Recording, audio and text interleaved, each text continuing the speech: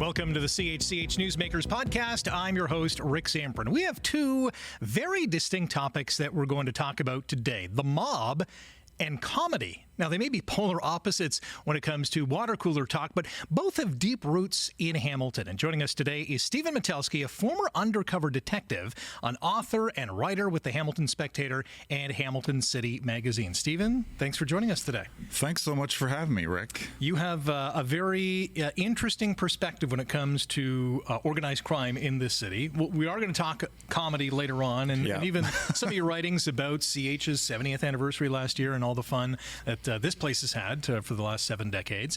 But let's start with organized crime and how you got to be an undercover cop and were investigating, these serious crimes. Yeah, I've been retired for close to 10 years now, Rick, but spent probably the better half of a 22-year career working undercover as a supervisor. And also on the other side of the equation, it's called a handler who, as a supervisor, you oversee and you're in charge of everybody's safety, and you're essentially almost like the director and the script writer because you're writing the operational plan, you're in charge of the undercover, and you're in charge of the entire cover team, and you're kind of scripting that out. So it was really interesting work when I was right in the middle of doing it. So you're kind of directing what other officers are doing within a project per se? There's only so much you can control, Rick. Okay. In an operational plan, you're scripting what you would like to see happen, safety plans, plan B to F. But first and foremost is the safety of that undercover while they're working in whether it's a short-term undercover operation, medium, or a long-term one. Was this a position that you were up for, that you wanted to go for because you were interested in the subject matter, for lack of a better term? Yeah, I have to say, like when I ended up delving into, later on, I wrote a book about undercover work, some of the men and women over the years who had done that, some high profile, some other undercover operations you'd never heard of. They've never been on the front page of the news. Right. But it's those men and women that did it. The Donnie Brascos, the Joe Pistones, Jay Dobbins in the United States, like they infiltrated the mafia and biker clubs. Like, it was always work I knew I eventually wanted to end up doing. Right. What was the best and what was the worst part about it? Was probably the sacrifice. Probably the sacrifice because, when you're involved in long-term projects, your personal life and everything outside of that kind of goes on by the wayside. Takes a back seat, yeah. That's right. It's like the huge proverbial pause button. The best part of that is, honestly, the adrenaline rush. Like doing that type of work, nothing I would say comes close to that. And it's so ironic we're going to talk about comedy because I did comedy for 20 years. Right. I'm completely unfunny now. So You've used it all up, is what you're saying? I'm doing knock jokes for my kids, dad jokes. Yeah. But comedy was, and sort of that improv background a little bit, was something, it was a catalyst that actually helped me get into undercover work because you have to be able to think quickly on your feet. You have to be credible, believable, and it's about building that backstory. So that really also spoke to me, and it's kind of like George Costanza's two worlds colliding, like my true crime undercover world colliding with my comedy world. So back to undercover, that adrenaline rush, really waiting to get called to go on stage to do material for the first time, is probably the closest thing that replicates that feeling of working undercover. Yeah. Was there scary moments or uncertain moments that when you're undercover, you have a goal in mind and something happened and you kind of felt maybe unsafe or unsure what was going to happen next? Well, I'll tell you, one of the most interesting undercover operations I did, just to put your listeners and viewers in the shoes, I played the role of a convict, of a prisoner. It was for a murder case in Toronto, and there was another great UC involved. And to make it believable, we had to be handcuffed and shackled, and we were driving around in a prisoner transport truck all day. Okay. And it's like, you don't realize it until you're actually in there playing that part, playing that role. I'm not claustrophobic, but each little compartment, it reminded me of those old TV dinners where you open the lid and there's these small little compartments, one for the potatoes. And that's how I felt to use that analogy, which was an awful analogy, by the way. But we get it. But we get it. Yeah. And just getting thrashed around, and then, getting fully searched, and then spending time in an 8x6 concrete cell where there were no blankets, pillows, no TV. You're, on a camera 24/7, a little metal toilet and a sink. It really puts life in perspective. Yeah. And, the one thing, and I truly believe this, and a lot of people in and outside of undercover work have said some of the best actors and actresses aren't in Hollywood, they're undercovers. Wow. Because you do not only have to be believable, you have to have every, your T's crossed, your I's dotted, but you have to be in the zone and you have to play that character. And one of the things that got me through that was just getting in that mindset and role of who I was in that moment. Wow. And all the while, and this is the beauty behind undercover work, or the necessity of it, is that no one else, even in the correction system, the officers transferring you, no one knows who you are. That is 100% true. I will say one person knew, and it was the officer in charge of the station. But, when we were brought in one at a time to get basically searched, strip searched, none of those booking officers had any idea who we were. In those sensitive situations, you can only, the fewer people that know, the better. But out of professional courtesy, we had to let, obviously, the person who was in charge of the station. But I'll tell you, being on camera now is I'm comfortable.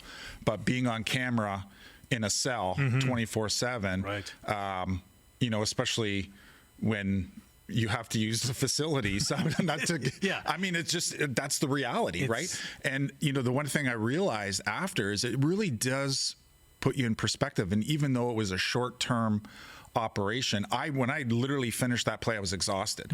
And I was actually doing push-ups and dips in my cell like a real convict, a little bit out of boredom. I knew I wasn't going to get to the gym that day.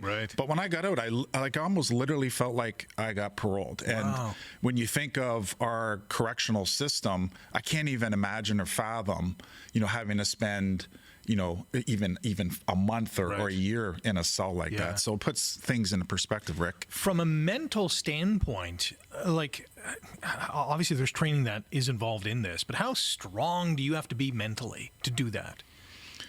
Extremely strong. And I'll tell you, not to be, this is just, I'm not going to sugarcoat it. Day one of the training that I went on, even before the highly experienced instructors started the actual training, they played a 6-minute audio pack from a wire from a New Jersey undercover operative who got locked in the second floor building of a drug dealer's apartment and tragically was stabbed fatally.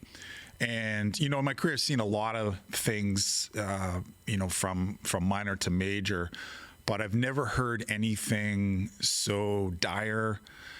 You thought you were listening to audio from a movie, but when you realize this is reality, and he was attacked not because the drug dealer knew he was an undercover. He was just a violent psychopathic offender and was acting out.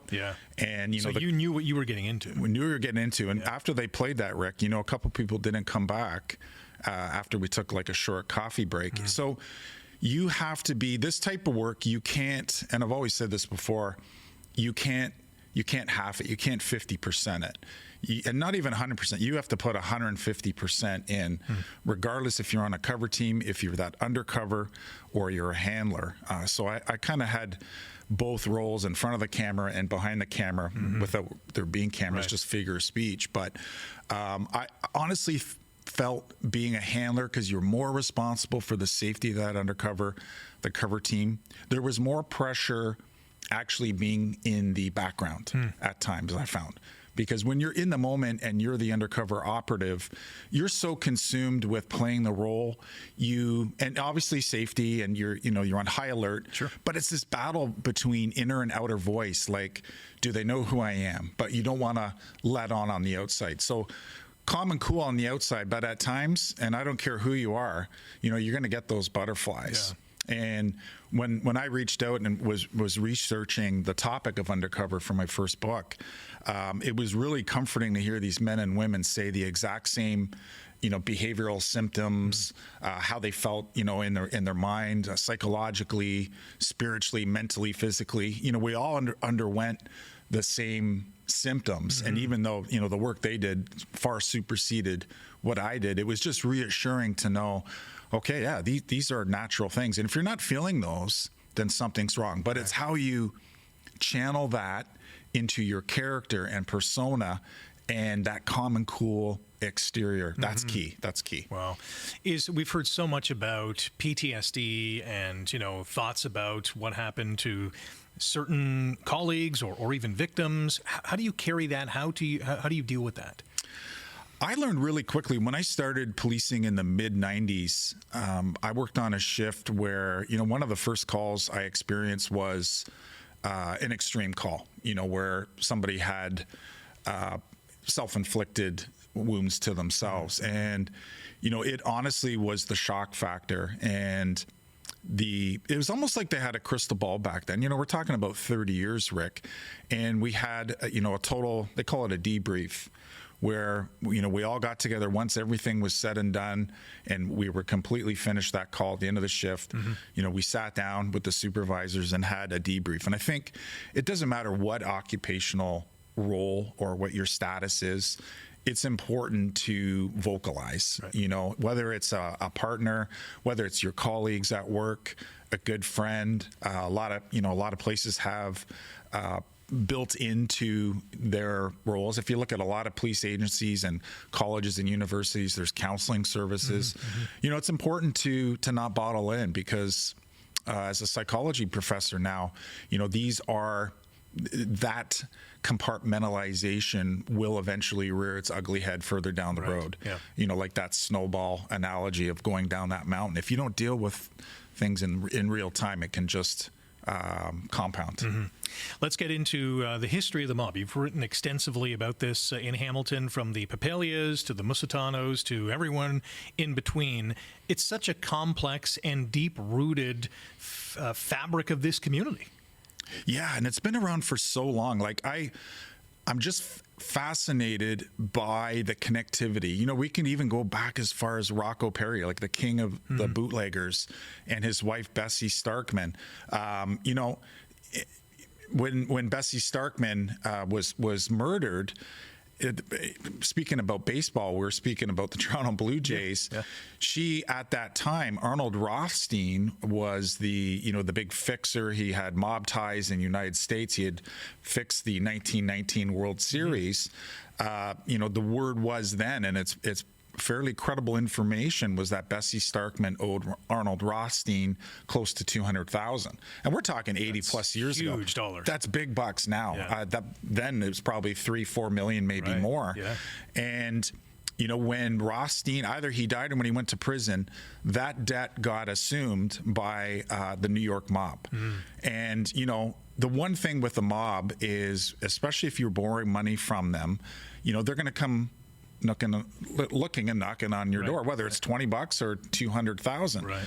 And when she was murdered, and then a short time after, Rocco Perry's kind of like our Jimmy Hoffa of Canada. All the theories, but one of the suspects in Perry's murder was Tony Papalia, or most people know as Papalia, which was Johnny Pops's father. So that lineage and the trajectory of the mafia in Hamilton, all the way back to Prohibition, and the suspected ties that Perry had with Al Capone in Chicago, and Canadian whiskey was in huge demand then. So when you look at the evolution in Hamilton, where it evolved into the three families, probably the biggest height of the mob in Hamilton was around the mid-90s, where you had three Calabrian-based, what's called Ndrangheta families in Hamilton. You had Papalia, you had the Violi Lapino family, and then you had the Musitano family. And these guys are still around. Not those particular players, but their families and members of that are still in Hamilton, the GTHA. Absolutely. I would say, there are remnants of the Papalia family, Musitano, but the namesake of the Musitano crime family. And I don't condone violence or wish harm on anybody, but I will say, a lot of these when you see let's take Pat and Angelo Musitano, for example. They grew up in the mob life. It was not just Italian culture, it was mafia culture for them, because their grandfathers were in the mob, their fathers, their family uncles. Business, right? It's a family business. Yeah. So when you think of those early socialization years, they grew up, it was like ingrained in their being, in their fiber. Yeah. And same with the other mafia families in Hamilton as well. The Violi brothers, Dominic and Joey, their father was the underboss in Montreal at the height of the 1970s. So there's this, this cultural aspect to it, where probably not as much now, Rick, when you see, sort of the remnants of the mafia in Canada and the United States.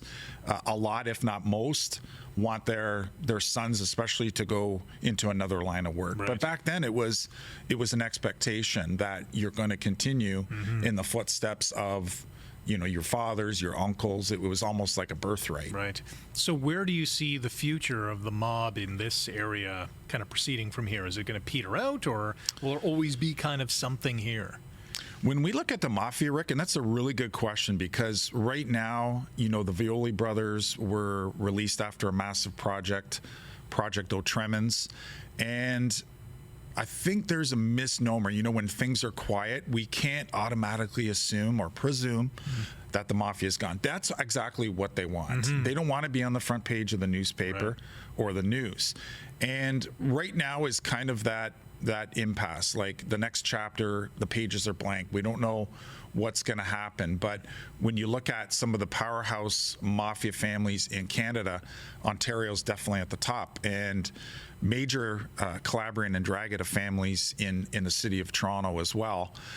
So, the new trend, when you look at any traditional organized crime family, they have historically, all the way back to the Rizzuto crime family in Montreal in the 80s, 90s and up, they've amalgamated. I don't call it organized crime anymore. It's transnational organized crime, because all these groups, they don't want to fight each other. They all speak one universal language, and it's cash. And they feel, and this was really kind of where it started in Montreal, was it's easier to work together, pool your corrupt contacts, your resources together to make money. And the less killing on the street, the less attention from the police, the less attention from the media. So in Canada right now, obviously Southern Ontario, Toronto are the big hubs. British Columbia has become a really big hub. We see this evolution now of, the outlaw motorcycle gang, the Hells Angels. They've amalgamated, they've sort of evolutionized their approach to organized crime. They've partnered with South Asian and Asian street level gangs to form groups like the Wolfpack Alliance. And when you look at British Columbia, they are directly up the coast from Mexico. So for the last 15 years, even when El Chapo was out, these groups in British Columbia are dealing with drugs directly with the Mexican cartel. So a lot of street level violence out in British Columbia too. There's no seamless way to transition from the mob to comedy, but we'll try our best here on the Newsmakers podcast, because as you referenced earlier, you were in the comedy and still kind of are, in the comedy scene, writing about legendary characters and individuals that are from the city. And Hamilton has had a wealth of really superstar comedians who have come out of this city. Is there something in the water here that just makes people funny? Yeah, it was great. I was in this amazing building about a year and a half ago to do some research for CH's 70th anniversary and really to delve in, some of the coolest shows that have been on, and obviously the news broadcasts. And I'm wearing this today, my hilarious House of Frightenstein. Shout out to retrokids.ca. But one of the coolest things I have to say, I grew up being the biggest SCTV fan. Yeah, same. And I was an introverted, shy kid. And I really give all credit to SCTV, because I would watch all these characters as a kid. And, John Candy, the Dave Thomases, Martin Short, Eugene Levy, all Hamilton guys. Not John Candy, he was from Toronto. But, I reached out to Dave Thomas's agent, found the information. And again, if you don't shoot, you don't score. Right, that's right. But I didn't expect to hear back. And I have to say, he emailed me within an hour. We set up a half an hour interview. we ended up speaking for an hour and a half. Wow. And it wasn't me keeping him up. Right. And I want to share this with you because I toyed with how to open. I wanted to open with Dave's interview on Zoom. He was in LA with something that would connect us. And I toyed with the idea. You know, the late, great Joe Flaherty had just passed away. So I opened with me expressing my condolences to Dave about Joe. And I could just tell that really touched him and resonated with him. Yeah. And we delved into some of the funniest behind the scenes stuff about SCTV, and I had a front row seat, and it was just incredible. I was a huge fan of the show as well, and I didn't realize, because it was filmed originally in Toronto at Second City, and then after a few years it moved to Edmonton, and they filmed out of Edmonton as well. And it was the Edmonton years that were way more popular in terms of viewership than the Toronto years, and I thought it was the reverse, actually. I thought it started strong and then kind of petered out as some of the, the major players went to other things, but it was the exact opposite. And it was just the show that you had to watch because you didn't know what was going to come next, but you could trust on the Johnny LaRue's and the Smell-O-Vision and all these, amazing characters that just Harold Ramis and the crew kind of thought up out of thin air. Yeah, and when you think of, the hub of Canadian TV, you don't think of Edmonton. But right, yeah. SCTV found their home there. Like, I even love I just watched the I Like Me documentary. Tremendous. It was amazing. And kudos to Colin Hanks and Ryan Reynolds. I'm so happy that they did that. And when I heard a couple years ago they were doing it, I was thrilled. Yeah, it's brilliant. So it was, and I knew this all along, but when I still see it, it makes me laugh. Just the TVs being thrown out of the balcony. Of the apartment. That was John Candy's idea.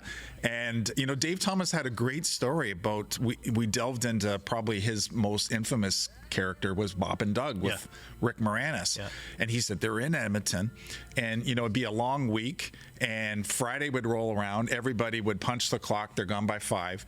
And Dave said it was, Rick and I, one camera guy and a boom operator. And he said we'd be, having a few of those stubby Molson, like for real. Yeah. Like they were in character. Yeah. And I said, how many skits did you have written? And he laughed. He said, we had nothing written. Like we literally, before the camera went on, I looked at Rick and went, you got anything? And he says, no. You got anything? No. All right, we're just winging this. And he said some of this stuff, never saw the light of day. Right, but they were really making back bacon. Yeah. They were really drinking beer. And he said every once in a while, comedy gold would strike. Yes. It's just great. Tremendous. It is. It was such a great show, and obviously had a huge Hamilton component in it. And I think anyone from this area of our age that used to watch the show, and it's still, you can still find it anywhere, I think really gravitated to it because of, hey, he's from Hamilton, or she's from Toronto, or whatever the case is, and we kind of just fell in love with that. Yeah, and Dave Thomas really credited Billy Van on hilarious House of Frightenstein. I remember myself too in the 70s as a kid getting up on the weekends and putting CH on and watching it. But Dave Thomas credited Billy Van, who is a comedy icon and legend, the late great Billy Van, and he practically played almost every character on that show. But that really gave Dave this whole insight into the vast world of character sketch comedy. And Dave was an amazing sketch comic, and the same goes with Martin Short, Eugene Levy. The one thing I found interesting on SCTV is they never knew when it was going to air. So they couldn't do topical timely skits, which really makes things difficult, because when you watch SNL, they usually open with something political that happened, in the last week. Yeah. But when you can't go anywhere near the news or current events, pardon me, that makes it that much more difficult. Yeah. Was there an eye-opening story that Dave relayed to you in terms of the early comedic history of his kind of career in Hamilton? Yeah, like he really delved into the influence Hamilton had. Bill Lawrence, who was the original host of Tiny Talent Time, remember that, was one of his neighbors. Wow. In Dundas, very close to where the studio is today. And back to hilarious House of Frightenstein, he really was glued to the television set. I loved what he said. My family and I, every weekend we would have Channel 11 on, and I remember that because back in those days, You know, we had the rabbit ears on the roof. 13 channels, 12 channels. Yeah, and one of them was Channel 11, CHCH. So I could really relate to a lot of that because I watched all those shows as well. We have some awesome comedy clubs in the city as well, and I know you've written extensively about that. Do you have a favorite, or maybe a favorite moment from those?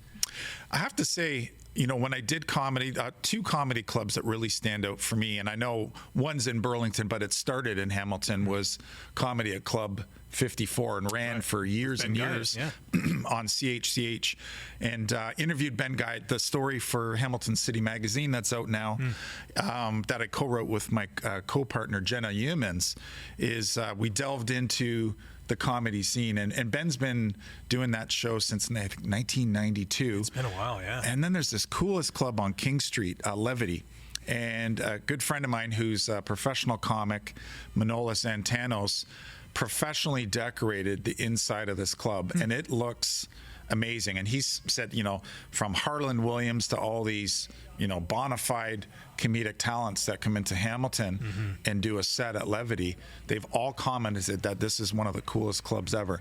And it's not just comedy.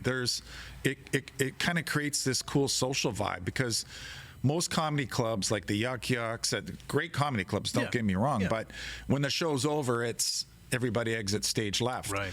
But Levity doesn't do that. It's a hangout. It's a place for people to just chill, have a responsible beverage or two, or a pop, and laugh and have a good time. So it's also a great social place. Ben Guide, I worked with him for years at CHML. Oh, he had you're a show kidding. on CHML radio for years called The Ben Guide Show, Sunday nights, and he had such a unique perspective on comedy as well. Yeah, Ben's a great guy, because back in the 90s when I was doing comedy, and Ben had the show which aired every week, Comedy at Club 54. He was really generous to us younger, up-and-coming comics. Because he was in that place, at one point himself. Yeah, and I always appreciated Ben, because he was there and had been there, but he gave us all the stage time to go on and try material. And I got up to doing 20 minutes back in my heyday of material, and I really have to credit that a lot to Ben, because he was just so generous with us up and coming. Mind you, I went nowhere with it. I was gonna say, even so, like, you managed to get on stage, which I think is an achievement in and of itself, right? To get the intestinal fortitude to get in front of a crowd and try out a number of jokes or a bit or whatever you want to call it. Yeah. And some of them I'm sure landed and some of them didn't, and that is really a test to your confidence level. How did you manage to convince yourself that you could do this? It's a tight wire act without a net. Yeah. That's the best way I could describe it. I have to give credit and a shout out. High school, I always joke, because back then in the early 80s, it was a junior high, 7 to 13. Right, so I say, high school was a great 7 years of my life, and people laugh, and I say, I actually did go there 7 years. But I credit, not just the comedy aspect, but coming out of my shell, but my writing.